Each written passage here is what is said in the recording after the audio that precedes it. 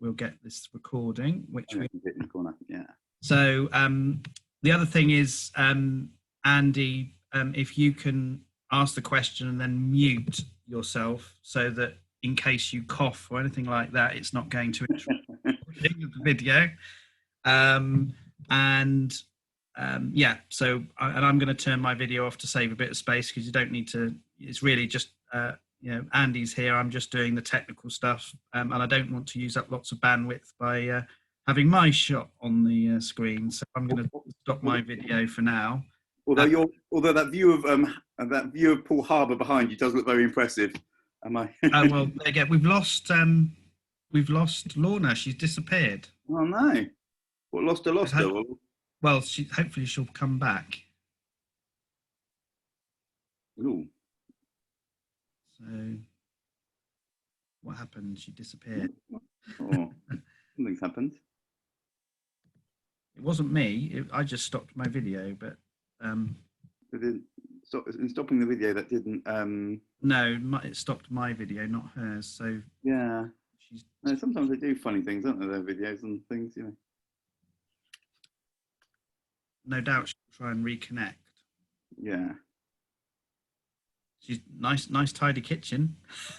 Yeah. I was going to say, what's his name? Mark would have been very happy with that nice tidy kitchen. Yeah. He's what's the word? Was worried about things being messy, isn't he? Really? Yes, he is somewhat.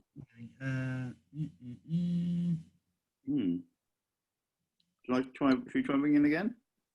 Sorry? Should we try ringing again, or? I don't know whether you want to message her, just say, can she log back in again? I don't know quite why we can pause the... We really prayed all these videos will end up with something beautiful, but more than that, actually, the fruit of this will actually be changed lives and real people encountering Jesus, real people being blessed, real people being helped and lives transformed, or real churches having a new vision, and a vision of your kingdom where hope is restored and broken lives are healed and mended, Lord God. So we just really pray your goodness and your grace this morning, Lord, and that you'll just help us. We ask this in your name. Yeah, come, Lord Jesus, Lord. We know you're everywhere, but we say you're welcome here. In Jesus' name. Yeah, come, Lord. Amen.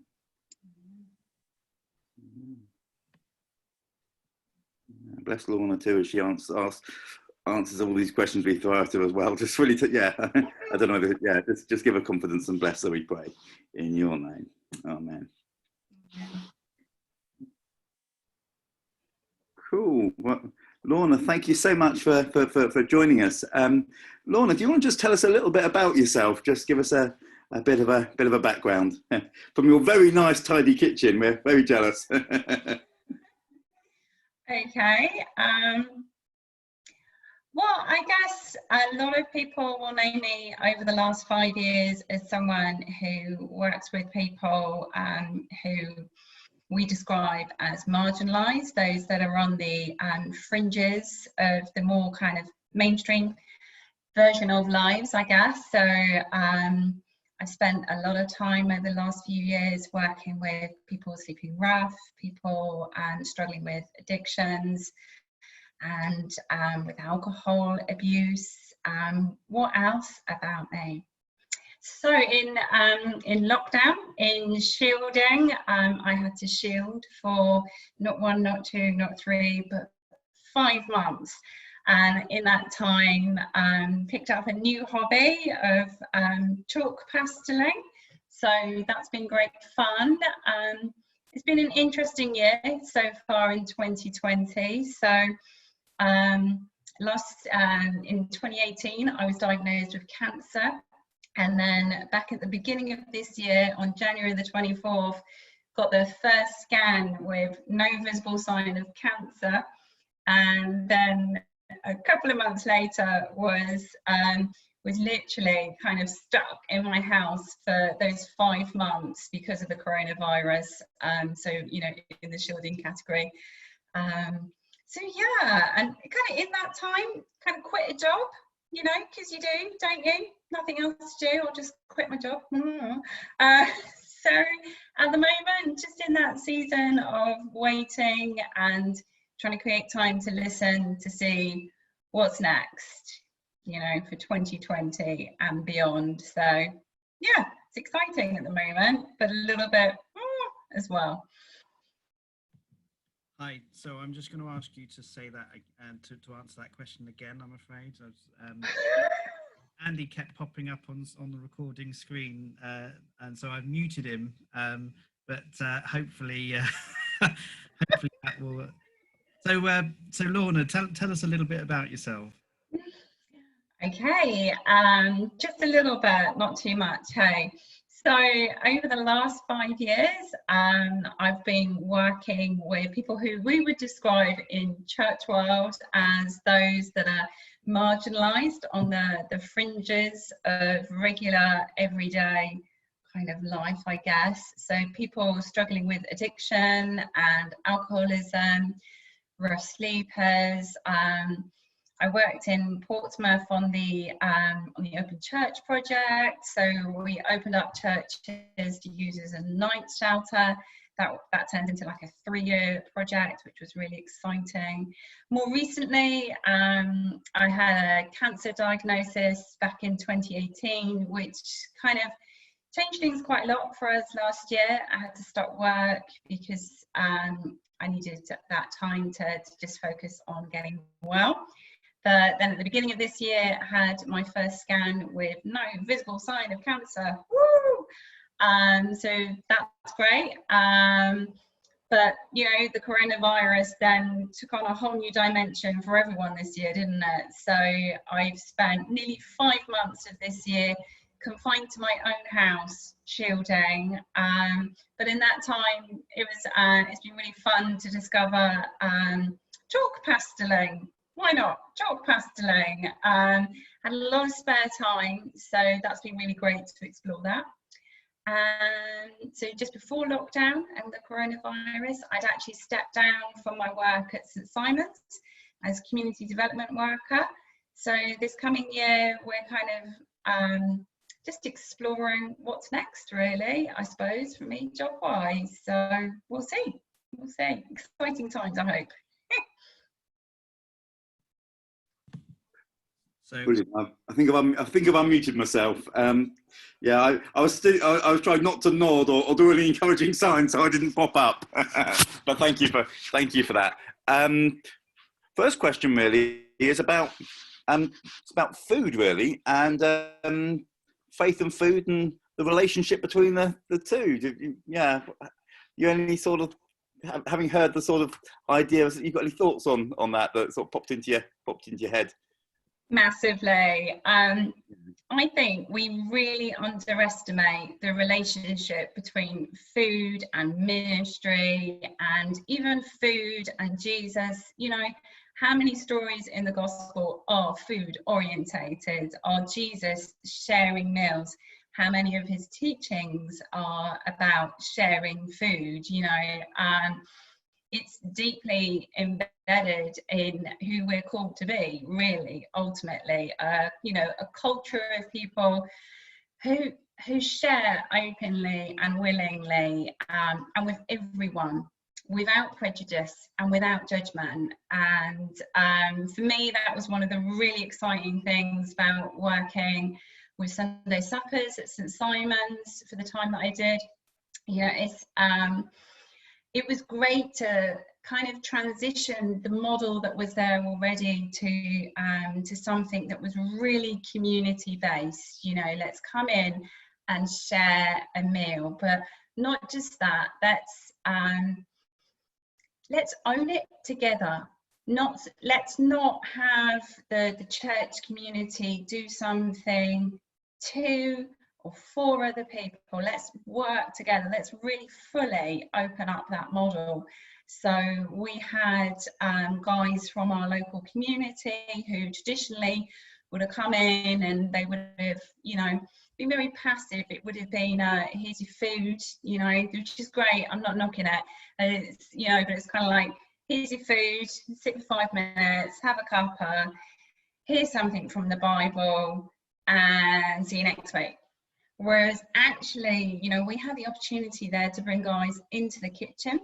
So, you know, we had them running that kitchen for us, which was amazing.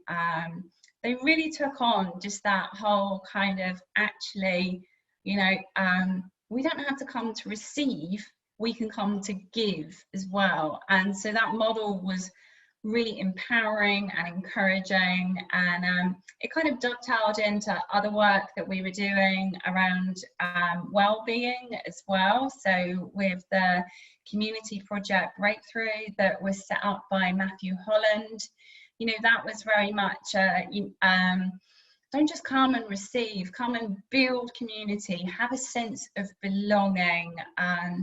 Yeah, there is food, and the church is so underestimated. It really, really is. You know, it's just, we're called to be at a table that is dynamic. You know, when we're not called to be at a comfortable table, we're not called to be picky about who gets to sit with us. You know, there's nothing in scripture that indicates that. It's the opposite, isn't it? Time and time again. So yeah, I think food, the church, Christianity, it's so underestimated and so valuable. Does that begin to answer your question? I think, yeah, it's very hard to say in a nutshell how powerful such an underrated thing is. You know, it's yeah. But I'm going to be cheeky and do an add-on before I hand back to you. So I think, you know, all too often we can fall into this, let's meet a need. You know, there's obviously hungry people out there, so we'll meet a need. And then, you know, we don't stop to explore the full possibility of what that can actually mean to people. You know, it's not just handing over the food that fills someone's belly. It's that conversation. It's that moment for someone to raise their head and to be acknowledged. You know, it's not, I think I would be reluctant to see, you know, in these times, people getting really stuck into let's endlessly just give food all the time, because it's deeper than that. It has to be deeper than that. It is about a conversation. It is about seeing someone's need, but then it's also about an enabling and encouraging that raises someone up, either mentally or spiritually, and eventually up and out of their current circumstances. Sometimes I think we fall into a trap of we can hold people in their circumstances because we don't stop to think and inquire about why they're with us week after week. Is it because they're lonely? Is it because they're hungry? Is it because their accommodation is appalling? Is it because they're in a domestic situation that puts them at risk? You know, understand the full picture. So yeah, food, ministry, Jesus, massive. Can't say it in a nutshell. I think that's the beginning of a TikTok there. I on that last one. Yeah, I think brilliant. Yeah, one of the interesting things that a guy called Sam Wells wrote about was he said the most important word in theology is the word with.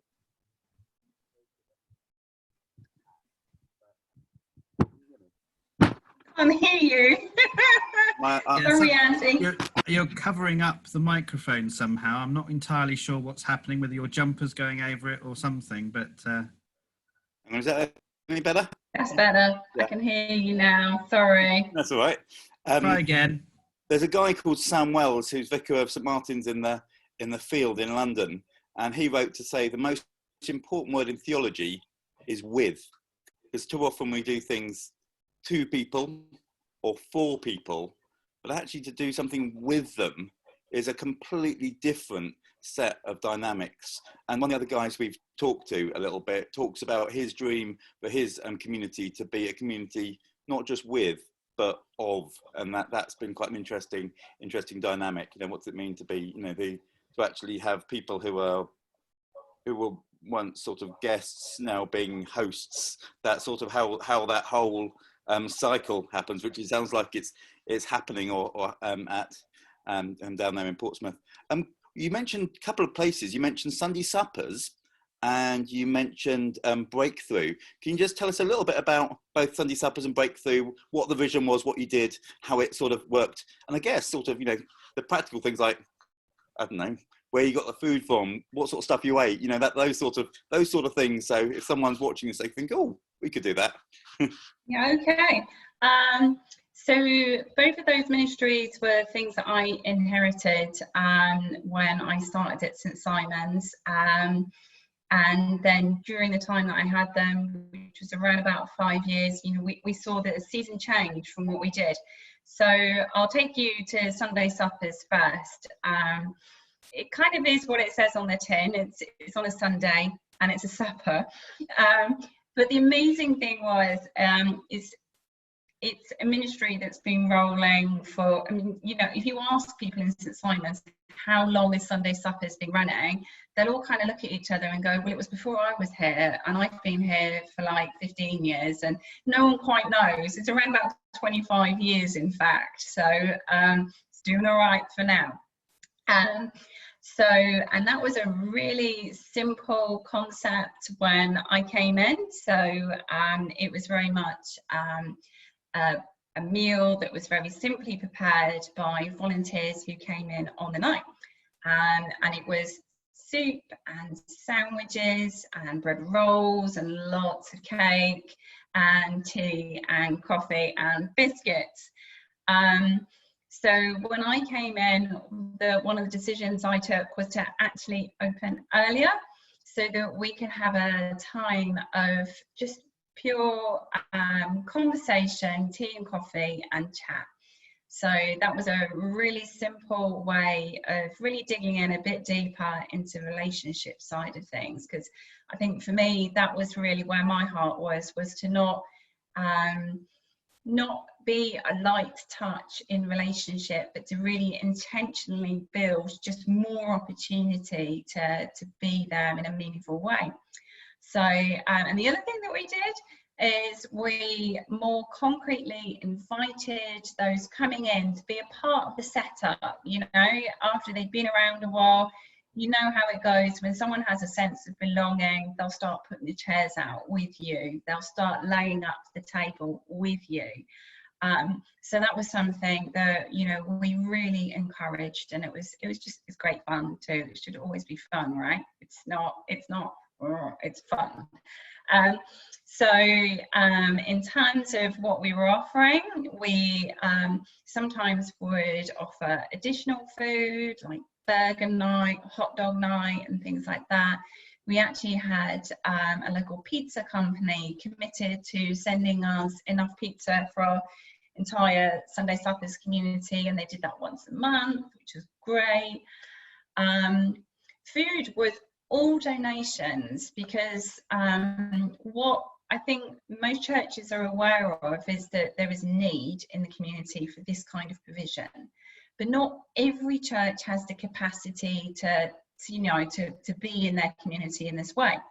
So we would have other churches donate in the city, and they would send us literally each month a local church would commit to sending tinned products that we would either use on the night or use as part of our goodie bags, which the guys would get as well on a weekly basis, all donation.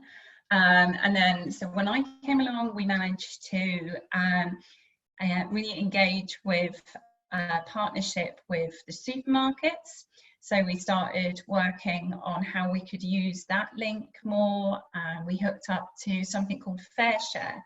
And it's not something, Fair Share isn't necessarily in every city, but something like it probably is, because of the onus now on supermarkets to be more savvy about how they're dealing with their surplus food. If you want to run a food ministry, go to the supermarkets and say, how are you actually distributing your surplus?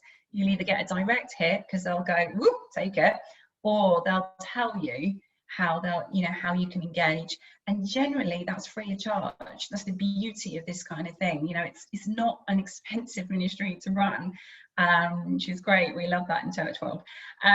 So, you know, surplus food, food donations, local cafes would, you know, would learn of us, or actually congregation members. Congregation members are brilliant when they get, you know, when they really get into it and the fullness of what's happening.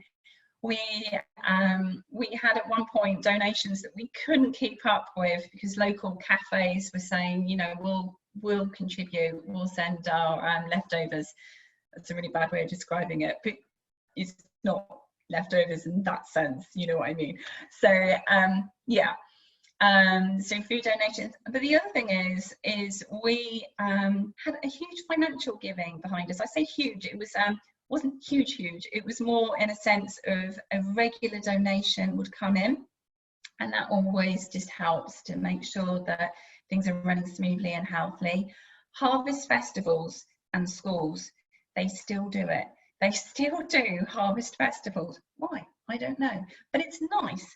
And on two levels, you can, you know, if you build relationships with the school, it gives you opportunity to go into the school, talk about what you're doing, and, you know, you get to go in and obviously talk about Jesus too.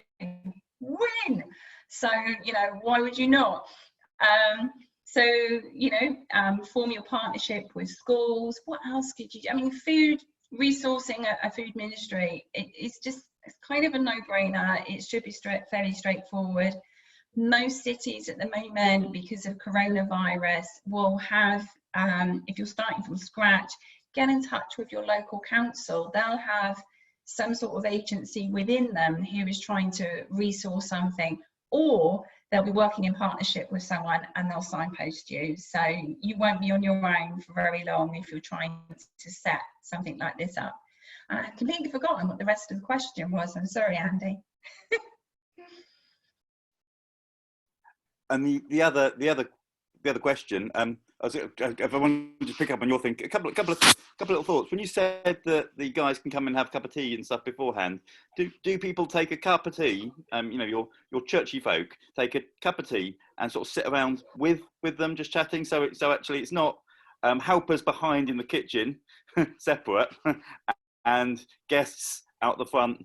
But it's a mix of the two, where actually if you walked in, you wouldn't know who was a volunteer and who was a guest, because they're just chatting and having a cup of tea and munching a bit of cake. Is that sort of what? Well, the kind of front end hospitality before the actual meal was very much, you know, it was only once everything was set up and ready to roll was anyone getting a cup of tea. So, you know, for the first opening minutes, it's very much, you know, if you're coming in, please help. And that's, you know, that message is understood. By setting the pattern, by, you know, making sure that anyone coming in can help, has capacity to help, and knows what needs to be done and done safely. The kitchen teams, we generally staggered it so that the kitchen team could arrive a little bit beforehand, just to make sure that they had everything that they needed and were ready to roll. But within that kitchen team, there would be one or two people from the Sunday Suppers community within that team. I think for me, that was really important because, you know, time and time again, initially when I was there, you know, if you ask someone, what is your, you know, your preferred profession? If you're looking for a job, what are you going to go and do? And, you know, honestly lost count of the number of people who would say, well, I would prefer to work in a kitchen. I've got kitchen experience, you know, so for me, it was also about bringing that in. But yeah, no, I mean, that whole bit of time, I don't think I would have opened the doors at that time if I didn't know that I had volunteers to sit in with people and to have conversations. In some ways it was harder than others because, you know, volunteers, you can you know, some weeks you're thin on the ground, aren't you? With the, you know, best will in the world, stuff happens, life happens, and you can be a bit thin on the ground, and guests can come in and end up in a kind of quite quiet church hall. But actually, you know, that time did give rise to some really, you know, key conversations within our community, and yeah, people were there to hear them. And the, you know, the other thing that we did was we trained our volunteers actually in listening skills, because, you know, a lot of people with the best intention can come and sit alongside someone, but in that kind of setting, if you don't have the capacity to hear what's actually being said and what's actually going on, it's yeah, I think, you know, how we listen to our guests was really important, and how I listen to volunteers as well was also really important.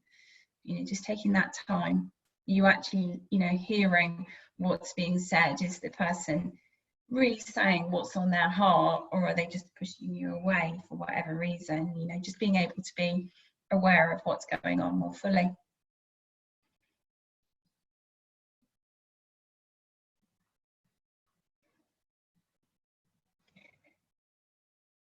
Oh dear. I'm the host now, apparently. I saw that flash up.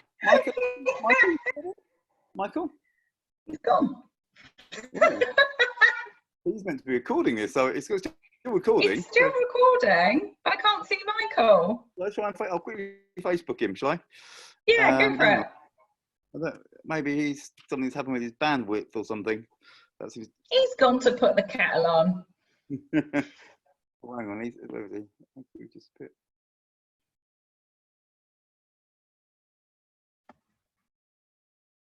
There's nothing on the chat. No, I'll see.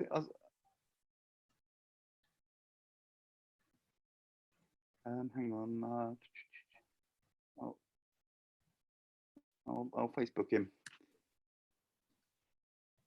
Michael Hancock. I'll say, hi Michael. You disappeared.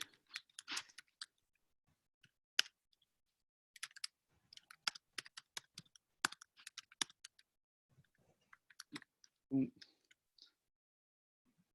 might. Come back, Michael. All is forgiven. We got it. Is he back? I can't see him. No, I can't see him. I'll send him. Oh, there he is. There he is. Hello. We lost you. We lost you. Hi. No, we lost you. And did it all still record okay? And it's all still there? I don't know is the answer. I'm sure it, well, according to this, it's still, yeah, I've had a slight power cut here. So I'm on my phone now. But I think it has been recording. It's still showing as recording. So I don't know whether you obviously managed to unmute yourself. That was the only thing that I don't think you might have been able to do, Andy, but you seem to have done it. So no, you know me. So that was my only panic, really, was that I disappeared, but my main panic was that I'm not sure that Andy can unmute himself to continue the conversation. Is it like Love Actually with the big bits of paper with words written on them? Don't you managed it. So Send help. Yeah. So it's showing as still recording. So I'm pretty sure that I know that from the past, because when we did that one with who's the guy? Simon Cartwright, yeah. We did duck out for a while, I think, and we might have maintained the connection. Anyway, my hope is that me disappearing didn't interrupt the flow. We got lots of good stuff there. So I mean, yeah. So I think but yeah, it's showing as still recording. So should we just press on and see what? Yeah, I think so. And let's just double check what's going on. Let's have a look at this. Yeah, I'm pretty sure it's going to continue. It's still recording according to this. So yeah. So Nice. yeah, just remember, if you can remember, Andy, to mute your microphone so that you don't pop up on screen. It'll continue to work. Okay, yeah. So yeah, you can carry on. Okay. So the next couple of questions is, you told us a little bit about Sunday suppers. Do you want to just tell us a bit about what Breakthrough was, and a little bit about what Open Church was? Absolutely. So Breakthrough was a really special community-based project. It really specifically focused on well-being and helping people to improve their well-being. And we did that we sought to do that rather, in a number of ways. But really, again, like Sunday Suppers, it's that coming alongside and being with people, not as fixers or people trying to make things right for other people, but very much, walking with someone in their journey to improve their well-being. It was self-referral, so, no need for an outside agency to refer. It was, if you feel this would be helpful, please come and spend this time with us. And it was quite a long session. It was about 4 or 5 hours, but again, included an aspect of food, because, generally anything to do with me will incorporate food. So, just that idea of sharing a healthy meal and taking that time out to bring, a time of restoration to people who, have been just going through some really tough stuff. So again, we would have people working with us, alongside us the whole way through, particularly in the kitchen. Some weeks you'd be inundated with help for, people wanting to do the cooking. Washing up, not so much. It's a thing. People don't want to do the messy side at the end, but hey ho. So yeah, it was a really special community, really. I think what we saw was some people would come in for a very short time, so they'd maybe get to know us over a period of 3 to 4 months, and then you would just hear that, they've either moved on geographically, or, sometimes they had work placements, or just other commitments. And then other people in our community did stay with us for quite a while. And we would see that, sometimes there would be harder seasons than others for things that people were going through in their lives. And I think it was just a space to come, to be acknowledged and to be accepted. And I really hope people had a sense of being loved as well during that time with us. We did offer each week an opportunity to come and to have a real spiritual input too. So we would do things along the lines of teaching from the Bible that really would help build just a capacity to reflect, to meditate, and to, again, that opportunity to rest as well. I think a lot of the time, we're in a culture that says you're only of worth if you're busy, if you're doing, if you're, if you've got a job title, if you're really important. So being able to come alongside someone and acknowledge them in the where they're at, then, it's really important, I think, because only can we see someone where they are, can we really start to work alongside, to build opportunities for that rest and restoration, really.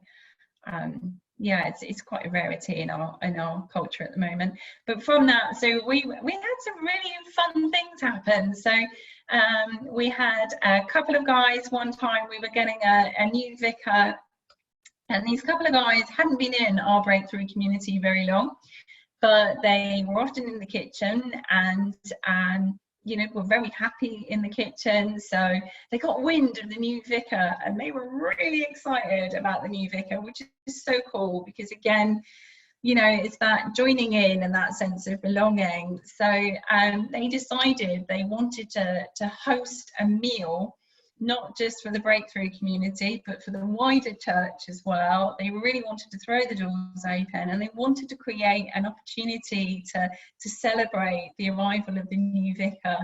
And I have to say, you know, it was a great evening. It was a bit of a nerve-wracking journey getting there, because, you know, I don't think any of us had actually you know, sat down and planned a meal for, you know, 40, 50 people before. But we had some great volunteers who were well resourced to come alongside us too. So that was just one of those really exciting moments where, you know, people get it. You know, this is an opportunity. We can do stuff. We're not stuck in a rut. And, you know, we were there to support them, not to do it for them, but to support and to see it roll out. So that was really exciting. And there was this one time they were doing we were having a church away day, you know, where everyone in the church congregation kind of seeks that day to get out from their usual surroundings, hang out together, just to reflect on what God is saying to them and where they're at as a church and individually too. And I'll never forget when, you know, sort of like some of the guys had decided that that was also for them. So they'd come along too, and, you know, I can't actually remember what was being spoken about at the time, but I just remember pennies dropping, you know, as the vicar was doing a talk, and it was, you know, it was about, you know, belonging and just accepting people, and accepting people where they're at rather than where we want them to be. That's quite important. And you know, these guys were turning around going, "That does, isn't it? That does." And you're like, well, yeah. And I always thought that kind of realization would come across awkward, but they were really like, this includes us, it's about us. And, you know, that realization for them was massive, absolutely massive. And yes, there's lots of stories from Breakthrough in a way, because one of the things that would happen is the guys would come in on a Sunday night, we'd get to know them, and then through listening and kind of like thinking, okay, you know, where are they at, and how can we actually come alongside them effectively? You can kind of get these moments where you think, actually, you'd be perfect for Breakthrough. You're at that place now where, you know, you want to come in a bit more, you want to be alongside us. Come in on a Friday. And so we would end up with these quite large windows of opportunity to really come alongside these guys. And yeah, it was an amazing opportunity. And then we were able to work with partnership agencies in our community. So we built projects with the local gallery, with an organisation in Portsmouth called the Makers Guild as well, who are fantastic. They came in and they ran a drawing workshop for us. And in that drawing workshop, it was just beautiful. The guy who came in from Makers Guild, a guy called Gavin, he will tell you now, he loved Breakthrough. He just, he sat with the guys, and, you know, it was like really good quality materials that he brought for us. And so everyone was kind of flocking to his table to do this drawing. And one of the guys that sat down was someone who actually sadly has passed away recently. Well, I'll never forget this, because he just sat down and was like, he's having a really good chat with this guy that's come in, Gavin, to run our workshop. And you know, so he's doing the drawing, he's learning, he's, you know, really, really enjoying it. And the guy facilitating, he comes up to me afterwards and he's like, well, that guy's amazing, you know, he can draw, and, you know, he's really enjoyed our session. And you know, that sounds really normal until you know that that guy is a rough sleeper, and that guy is actually an alcoholic. But he sat with us, and he sat with us for probably 4 hours that day. And yes, he probably did have a sneaky drink at some point. You know, being realistic, you can't police everything. But for those 4 hours, the guy facilitating didn't treat him like he was an alcoholic. For those 4 hours, that guy had self-worth. For those 4 hours, that guy, to my knowledge, actually, to my recollection, didn't leave his chair that long for, you know, enough chaos to happen. So for 4 hours, it was worth being there. You know, you just think, and the guy who facilitated it, he loved it so much. He got to the point where he was saying, you know, I'm sure we've got some funding that I can bring, and, you know, I'm sure we can run some other stuff here, to the point where you're like, well, ease up, mate, you know. So, you know, Breakthrough was a really unique beast when it got going. We had a similar experience. We had Aspects Gallery in. Aspects Gallery is a local gallery in Gun Wharf, and it's one of those moments where, you know, you get an email and they say, we've got a visiting artist. She's only in the country for maybe 48 hours. Do you want her to come to Breakthrough? Okay, yeah. And I just remember she was running something that was quite abstract, actually, and it involved full-on group work. So the whole group had to sit round, and if I was designing that session, I would be worried, but she wasn't. And, you know, she brought something to it that was really special. And it was one of those moments, again, where you think, I couldn't have run that activity, but because an outside agency came in and ran it, it was a real gift to that community. They loved it. You know, they love meeting people from outside of their normal sphere. We had a great time just engaging as community, which is great. And there's so many stories like that. You know, it was yeah, it's a really special community and a really special time. So yeah.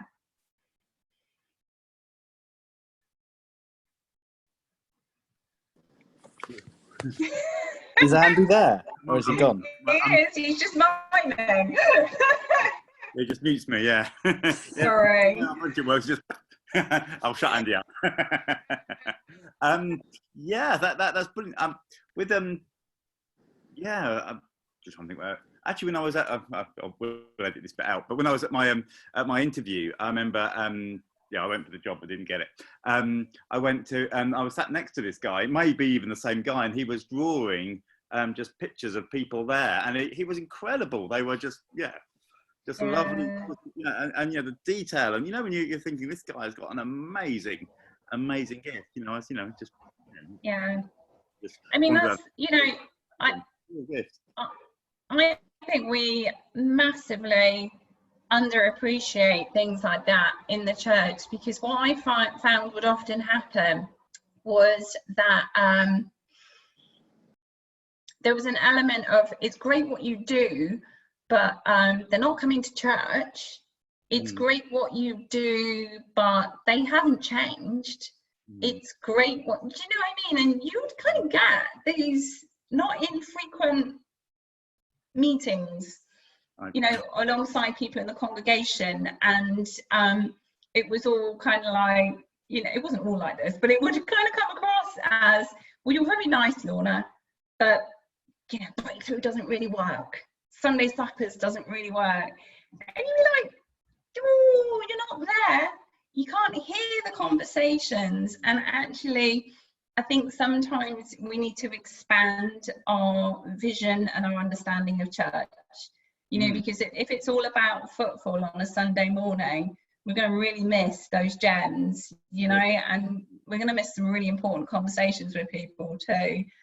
I'm sure you've had similar frustrations. And what I actually found was quite key for both of those, you know, both of those communities in their own right, wasn't necessarily what was happening with the guys coming in.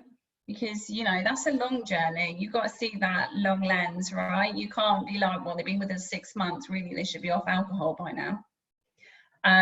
Let's look at the volunteers. And actually, how is this impacting volunteers? Because the volunteers that I had that came in and went, oh, this is great. This is the gospel in action. This is super crazy. You know, nowhere else would you find this but the church. That's when you know something's happening. When, you know, those kind of moments where people would come in on a Sunday night and say, this is actually what, you know, what Jesus does in the Bible. He sits down with people who are on the outside of our very nice church community and he welcomes them. Yeah. It's as simple as that, isn't it? But we overcomplicate it and we underappreciate and undervalue it time and time again. Brilliant. I think that's just last two questions really. The first one, just really simple. Any sort of Bible verses or things from Scripture that just really sort of have helped you through or inspired you with the sort of stuff you were doing in Portsmouth? Oh, that's a tricky one because it depends on the day and then it depends on the perspective, really. It's gotta be the words of Angel Gabriel to Mary. For nothing you see is impossible for God, because I think that just transfers all the weight and all the heaviness of, you know, sometimes running and being a part of these kind of ministries, and you know, puts the anticipation of who's actually doing this work really right back in God's arena. You know, let's keep it there because that's where it belongs. And then I think for me personally, you know, when things were kind of, it wasn't always, you know, pink and fluffy and lovely. It could be quite tough and grueling sometimes. So I think for me, just that whole thing about actually being strong in our faith and being courageous as well. I really kind of find now that, you know, being sat in a church chair as it is now on a Sunday morning, anything too comfortable kind of makes me go, oh. I like that whole kind of, let's be strong in our faith. Let's not hold on to our church and our pews. Let's be courageous. Puts a different prism on the whole thing.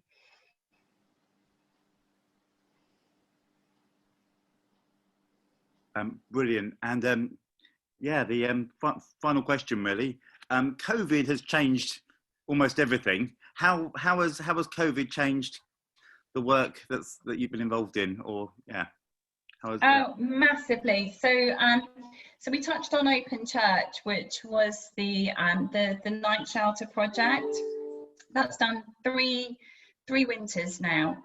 I worked with Adam Denley, who was curate at the time at St Jude's, and Mike Duff, and we had a heart for basically opening our churches at night for people to sleep in. And there was lots of stuff underpinning that around community and hospitality too. And I do not know how or if at the moment. I honestly don't know. It would be interesting to see, because I mean, obviously hostels are still running, so there is obviously a necessity, but what the practical application be if you're using a church building with our current kind of governance on that. So there's that side of things. In terms of food ministry and food provision, it's changed it massively. It's really different. It's not bad, it's just different. I think there's more a sense of meeting a need. You know, at the moment we are staying open, which is hugely crucial, being open and being present, but I think it's harder to have conversations, and I think it's harder at the moment possibly for some venues to be intentionally building relationships. It just depends on your whole system and, you know, your capacity space wise as well. Moving on as the winter comes in, I think the picture will evolve, but how steady that will be, I don't know. In Portsmouth, it's a very varied picture, what's happening in some places. And then, St Simon's had a time of the leadership chose to close, which was a hard decision. But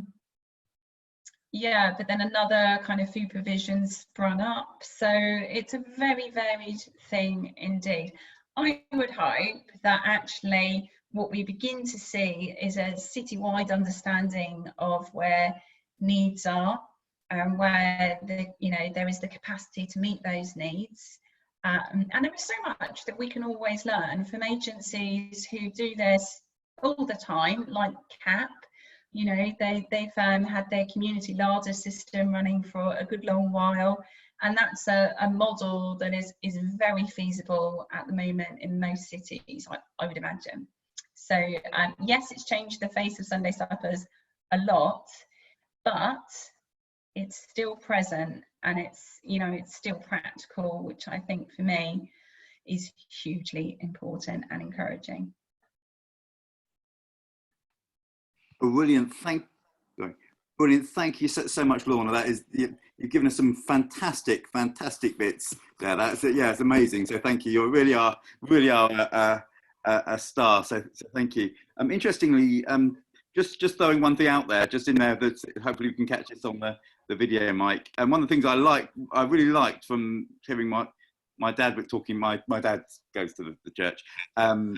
Was saying that with your Sunday supper, not Sunday supper, your open church, which is very similar to what we did with in Bournemouth with a thing called Sleep Safe, where guests come and they eat with us an evening meal. They stay the night and they have breakfast in the morning, and then take a packed lunch off in the day, which obviously helps. Is that you guys had all like cereals and toast and all that sort of thing for the guys to eat, and then realizing that it's 11 hours. Oh, I'm not quite sure what that was. Yeah, you guys got cereals and toast and all those sort of things for their breakfast, and then because most of your guests were Eastern Europeans, and they actually don't normally eat the same breakfast stuff as we do, so you got like cold meats and cheeses and things that they ate, which I thought was that really nice thing. And so often people have this attitude of if they're hungry they'll eat it, rather than actually that sort of idea of let's work out how we can best bless a community. Which I thought that was a tiny picture of something much more deeply significant, really. So yeah, that was I just wanted. I've got to follow up on that story. I've got to follow up on it. Yeah. So that was the first year we ran Open Church, and one of the things, writing up the whole project proposal and everything was, let's do it with a generous heart for hospitality. Because you're absolutely right, underpinning some of the stuff that can happen, it's either needs met or that'll do them because they're hungry enough. But yeah, they kind of became quite chilled with us. So they became more expressive of their opinion of some of our menu choices, not the quality of the food, literally the menu choices, because we thought we were doing all right. So we couldn't understand why they weren't happy at the food being offered. And then it became really obvious when actually one of our volunteers, who's a good friend of mine, Catherine, she just had a quiet conversation, and it was at St Simon's. She said, guys, you don't seem very happy about your food this morning. And rather than just carry on, she listened and she changed the menu. It's as simple as that, isn't it? It is as simple as that. And what was really interesting is we ran that with our local charity here at the time, who was responsible for the hostels. So that's the Society of St James, and just one of those moments where things click. God's in the room, because all of a sudden they're doing your DBS checks, they're doing all your training. It's great. And we said that we were going to provide food and hospitality. We were going to do it well, and And I'll never forget, they just sort of looked and they were like, well, we don't feed them. Like, well, how is this working? So it really shone a light on what the local food provision was like. If you're in a hostel, don't be thinking you're getting an evening meal. You probably won't even get breakfast unless it's a leftover from one of the local, like somewhere like Greg's or something. And again, I'm not knocking it, but these are small things that make a massive difference. If you want someone to start engaging with you, if we want to really see people take us seriously as people who want to see lives change, then do something of quality. Give quality. Don't be like, well, I wouldn't really eat it, but they're hungry. But, so yeah, and I love your dad. Your dad is brilliant. I just love your dad. You keep that in, I don't care. And your mum, they're both brilliant.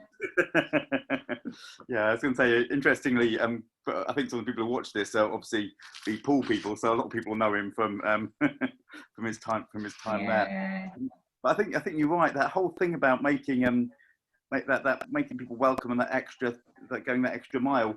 When in Sleep Safe, we did we moved around churches regularly, and when they were at the Salvation Army, normally they used to get a bit of toast and a bit of cereal and that sort of stuff. But the Salvation Army brought their cook in earlier from their cafe and did them all a fry up, and they were blown away by it. When it's just like that. Yeah. Just that extravagant example of grace, really. We talked about that earlier with the food parcels in another thing that.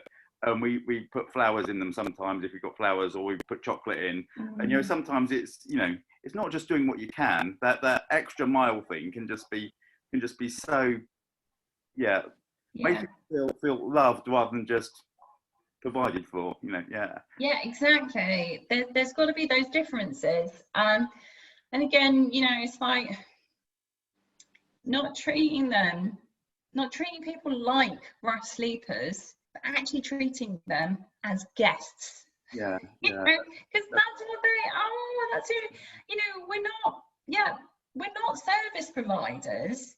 We're giving hospitality. We are a people that are called to do that, whether we like it or not. Hassle as much as it is, and everything else. We are a people that are called to look after the poor. We are a people that are called to do it, not just about and not just good enough. We're called to do it exceptionally well. That's, that has to be the caveat every time. Otherwise, I would say, if you're not sure about your resources or your quality of your resources, have a rethink, do something different. It's got to be good. And I would always say, if it's not a meal you're going to serve in your own home to that quality to a friend coming in on good plates, good plates make a difference actually. Proper cutlery, do it properly. Right, I agree. And one of the quotes we've had, we sort of talked about a little bit in some of the other stuff, is about the idea that actually in Matthew 25 it talks about Jesus being, when we feed someone who's hungry, or we give them a drink, or we provide shelter, Jesus says, actually, in a way, you're doing that to and for me. And when you're not doing that for me, you're not doing it for me. And that idea that actually, what's the word? That idea that we actually have the, what we do for Jesus. We often have this sort of thing. Oh, if the Archbishop turns up, we'd get the best cutlery out. Well, actually, when we feed somebody, we're doing it for the God of all creation. Everything we do, we're doing it for Jesus, and actually, we're able to meet Jesus. Absolutely. In those we come alongside, really, which I just think is great. I think that God's a generous host with us as well. The God's doing a Sunday in the week where talking about God being so generous that there's like 1,000 different species of bananas. That shows extravagance. That shows a God who doesn't just that'll do, but 1,000. And I think absolutely, and I think so often we forget, he's a God of abundance, not a God of just enough, not a God of make do. God of abundance. That's dynamically different, you know. And the church has got to stop thinking that it's poor for that to happen, you know, because I think I'll bore you with one last thing before we go. So I was in a CAP breakout room, and we were talking about, you know, what life might be like post-COVID for people on the margins.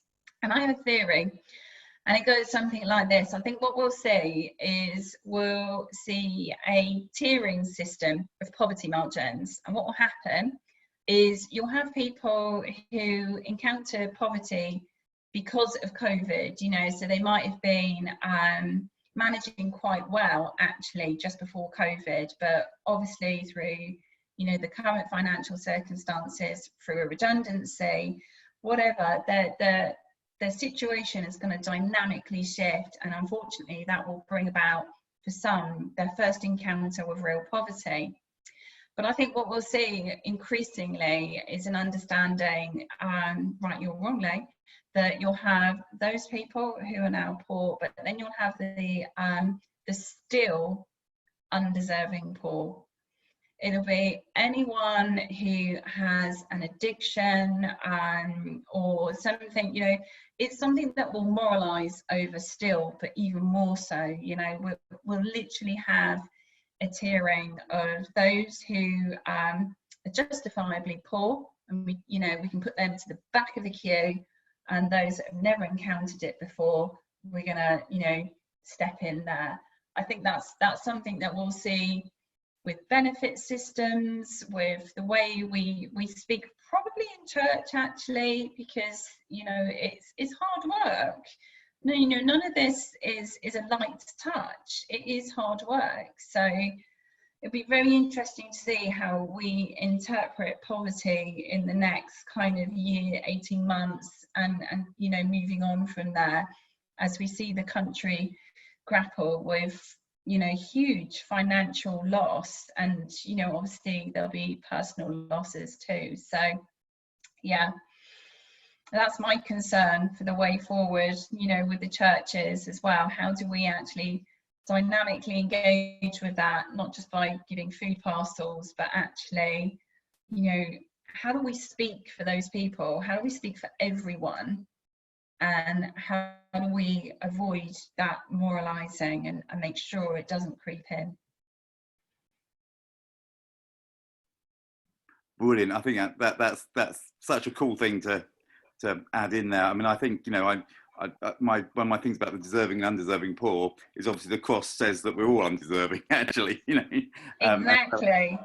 I talked a little while in a service I did about the danger is that we can have our own older brother syndrome, or our hidden what's the word, our inner Pharisee can come out sometimes. So yeah, which I think is one of those things we need to guard against in the church, because they do because we can get a poverty mentality. It is something that sometimes happens, and actually we need to kind of guard our hearts and our minds and guard our culture against that. No, definitely. Brilliant. Lorna, thank you so much. You're an absolute star. You've given us some, hasn't she, Mark? She's given us some absolute gold. It's been brilliant. Absolutely, definitely. It's been really interesting listening to it.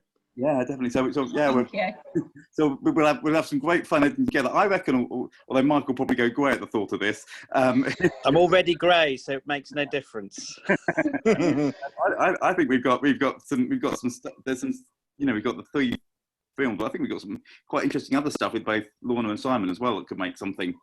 You know, what would be amazing, Lorna and Simon in the same room. That would be with another guy who did a Zoom call, who's he's actually a very gifted community worker, but he's also I'm just gonna stop the recording now, if that's all right, because Cool. otherwise we're going to run out of space. Okay, yeah.